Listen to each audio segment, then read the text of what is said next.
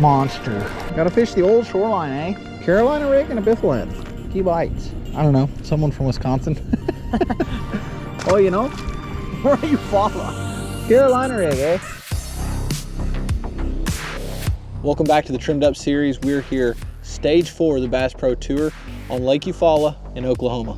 Eufaula Lake, it is a ginormous fishery, over 100,000 acres, making it one of the largest impoundments in the United States. I'm not going to claim it to be the biggest. However, I have never been here. I've driven across it 100 times. Even my dad had never fished it before, so that tells you he's been around like 200 years and he's never fished a tournament here. From what I know about this fishery, it normally, takes your standard 20 pounds to do well. A lot of 3-pound fish in this lake. It all seems to go down in 2 main areas of the lake. So you can take this 102,000 acres and all of a sudden you shrink it to less than 15,000 for sure. Now we've had some extreme weather conditions this week. We've had flooding rain. I want to say in the last week they've had over 7 inches of rain here. So we're up over 4 feet and still rising fast. You take a stable fishery and now you add 4 feet of water and add mud on top of it. So fish are changing, lakes changing, and I think this is setting up to be the toughest event that we're gonna face all year. And despite all those changes, we've still got to find some bass, and that brings us to practice day number 3. Well, let's catch one on a buzzbait this morning. What do you say? I caught one on a buzzbait yesterday. What? That's a good one. He's not a big one, but he's cute. There's a spot. This size that spot. Gosh, dude, that's freaking big old spotted bass. Holy cow. I mean, he's 2.5 pounds probably. Butterball. Boom. Look, I'm throwing a rock in the water. Looks like he's been pre-spawned his whole life. It's gotten dirtier just from going a tiny bit back. And I can't tell if it's getting dirtier or if it's me just seeing the floating stuff makes me think it's dirtier.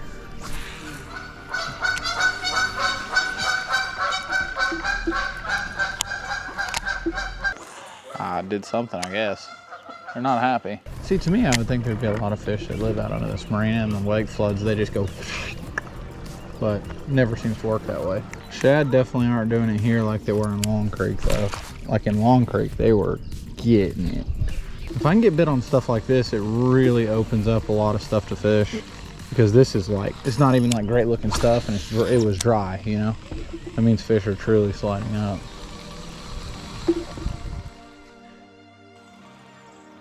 I would think when fishing will get good here is when, let it come up feet and then they start dropping it. That's when it'll get good.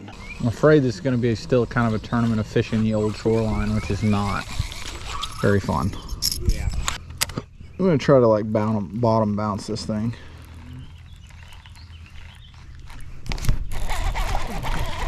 Oh, come off. On an old Colorado blade. That's honestly, it actually happens a lot. Where you're like, I'm gonna try this, I'm gonna try yo-yoing it, or I'm gonna try doing this, and it goes donk, and you're like, I've got them figured out. And you do it for another 2 hours and don't get another bite. It's crazy how it works. Usually when you try something new, you're in a really specific spot that looks right for it, or feels right for it. And it's just not always really easy to duplicate, but this little stretch looks pretty good. I don't think that was a big fish, but it was a fish. So it's actually water's coming out. Water is coming out still. Because you see the fish are nosed into it. Yeah. I'll pay you 50 bucks if you'll slide down that slider right now into the water. Guys, if this video gets 20,000 likes, I will drive Tyler to Oklahoma and make him slide down that slide. Oh, that didn't skip. Come on. I should be wearing my This Lake Sucks hoodie. I found Jordan's target market, Eufaula, Oklahoma. No, I mean, the lake does not suck. We're fishing a flood. It is dirty and rising incredibly fast. There was no water anywhere near the bushes. Now we've got stretches of bushes with 2 feet of water in them, 1.5 feet of water. A lot of these fish are currently spawning. Rising water and spawning is not a good thing because their water is going to rise. A lot of the fish are going to stay within reason. If they weren't spawning, I think they would just flood the bank and fishing would be fairly good. That just really hadn't been the case yet, and I think that's because they're for the most part, a lot of these fish are locked on beds. So we're really just kind of vibing around, I'm trying not to be too locked into anything. The biggest key is going to be being in an area with a lot of fish, and I think I've got that from day one of practice. The only problem is everybody else has that too. Do I scrap my plan? Do the fish stay? Do they not stay? How easy are they to catch with the water being dirtier? Or do I just forget it and lock a bellow shad in my hand and go flip bushes? If the second part would work, that'd be really fun.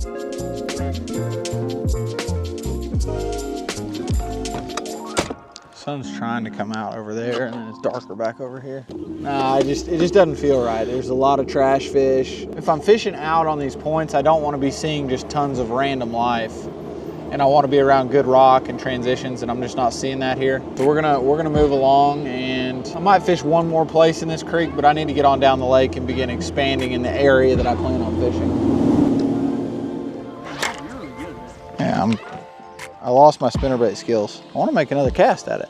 Typically, the best bush flipping stuff is going to be like that, really isolated. It'd be like an area like this where you'd have 1 point in a long ways and then 1 point, you know?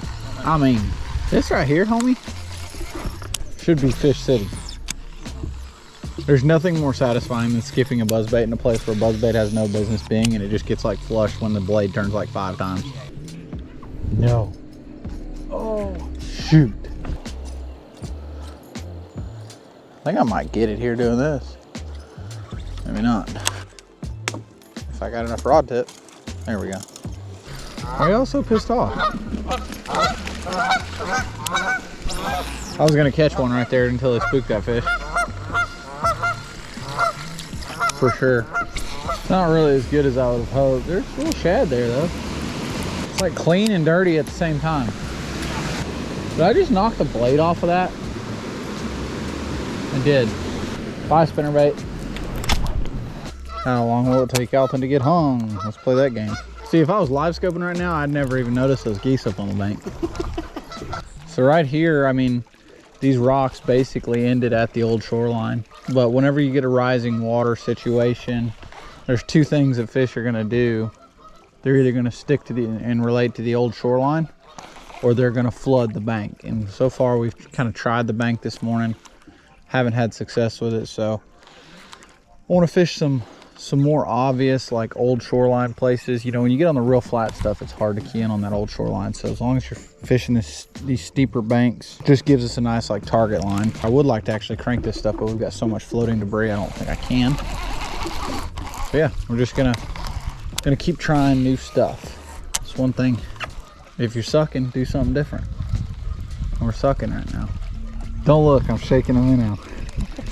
I'm just trying it, okay? Gotta try it. It's like Chuck Testa. I specialize in the most lifelike dead animals anywhere. Specializing in the most lifelike dead animals, period. See? Well, you're asking me to talk about water clarity shaking a minnow, and I would have, at the beginning of this year, I would have been like, you have to have clear water to shake the minnow. A couple months later, see Santee Cooper. I mean, look at Lay Lake. It wasn't clear. I think we underestimate how in tune a bass is with his surroundings. It's crazy in dirty water, dude. Like, you'll get your bait 5 feet from him and they'll be, and you can see down that far with your own eyes. So you're like, how in the world do they know? Pretty impressive. I don't have a hook on here to hang that up. Just want to bite flipping a bush. Come on.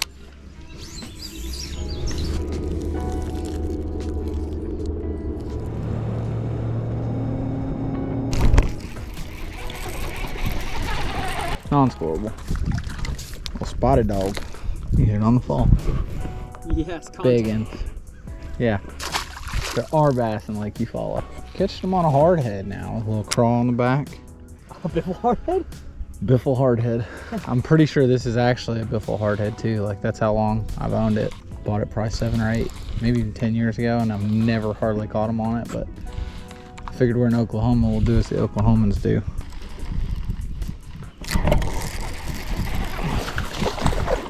There we go, 3 casting around. Is that one a largemouth? It is. Diversity. We're gonna catch a smallmouth on the next cast and be done. Not on a bag. Golly, they're so small. But it's a bite, and we'd been a while without a bite, so that's fun. There's a lot of fish right here. Oh, dang it. I'm sitting here on one spot that's got some on it, and they're freaking all little. Monster. Gotta fish the old shoreline, eh? Carolina rig and a bifflehead. Key bites. I don't know, someone from Wisconsin. Oh, you know? Where are you Eufaula? Carolina rig, eh? Now let's go fish that point across over here. Is it mentally hard to fish around other boats? At times it is, at times it isn't. Like in a time like this, when so much of the lake is blown out and trash, it's not really mentally hard for me to fish around this many boats. As you just kind of do what you got to do and fish with it. You know, if it was a lake that had a lot of bass, fishing was good, that would bother me. But here, it really doesn't bother me one bit, because I kind of know everybody's dealing with the same struggles I am, and we just got to struggle better than everybody else. All right, let's go see if Big Mama's home. Big Mama's home? Yeah, I just wanted to kneel down so I could see. Yeah, there she goes. Yeah. You see her swim off? See her's back on the bed right now. I don't even know if this is the same fish. Okay. Because look in front of me, there's another one. It is crazy that I can't even power pull out here now. Like tomorrow, I won't be able to power pull. This is mega dialed to do this right here. She's not very locked. There she is in the back. See her right there? I think there's one right there too. Yep, I got him.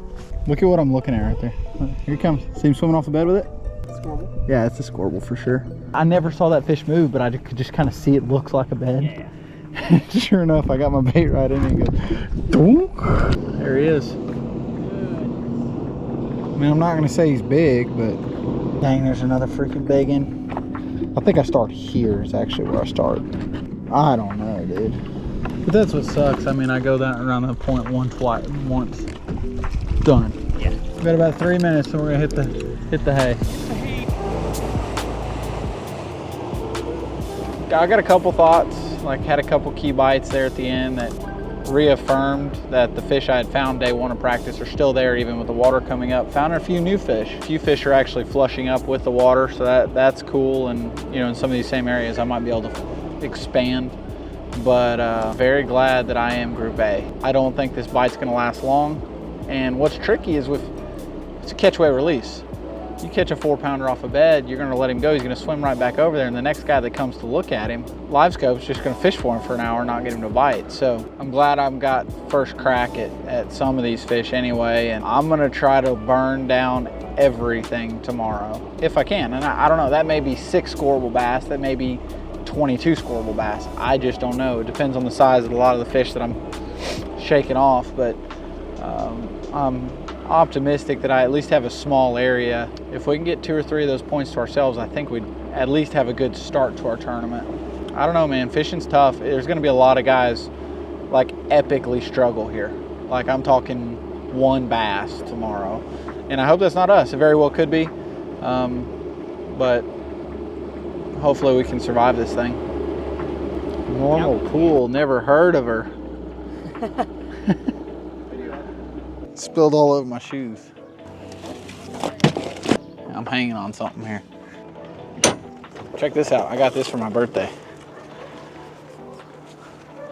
It's the new mooring rope.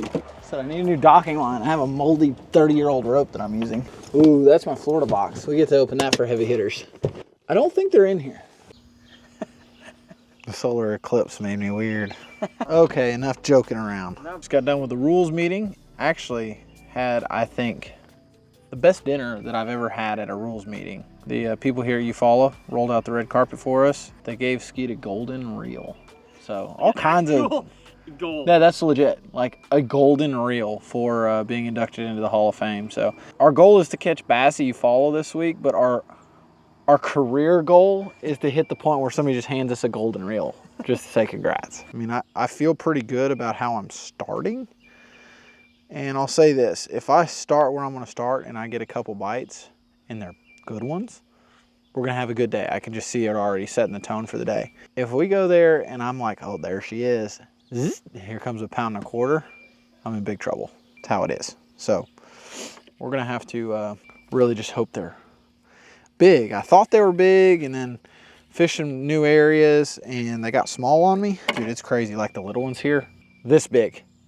They're so small. But supposedly this place got a bunch of 4-pounders swimming around and it takes 20 pounds to win. That's a wrap from practice here at Eufaula. You know, it was okay practice. Like it was good first day, and then really a tough 2 days, and then the last little bit kind of ended on a good note as I expanded on a little bit of water. But we're fully committed to what we're doing, at least for day one. You know, I'm gonna have to fish this event as a different event every single day. You can't get too locked into anything. But one thing that's cool, now I will say, I do have more spinning rods than bait casters out by one, but my jig head minnow, I only have one of those tied on for the first time all year. Yeah. So we're going places, and yeah, so I think we're gonna start this tournament with finesse tactics, and it would not surprise me at all by the end of this event, hopefully that's Sunday and not Thursday for me, that we will have no spinning rods on the deck. We'll see. Thank you guys for watching another episode of the Trimmed Up series here from Lake Eufaula. If you guys like what you saw, make sure you check out the last video on my page, Championship Day at Dale Hollow. It's gonna be right up here in the corner.